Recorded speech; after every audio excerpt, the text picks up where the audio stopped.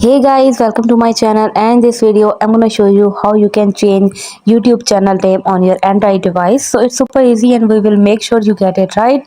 You just make sure to watch the complete video carefully to avoid forgetting anything and making mistakes.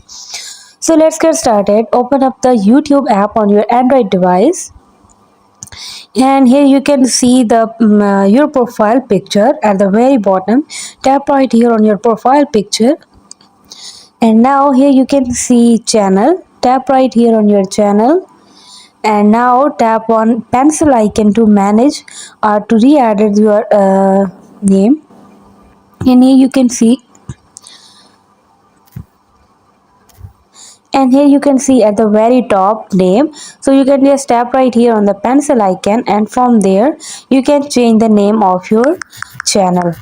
So whatever you can select, I will let it be my channel.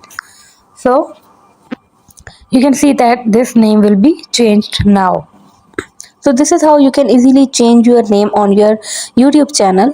Hope you guys like my video. Please consider showing your support by commenting, liking, sharing and subscribing to my channel for more valuable content in the future.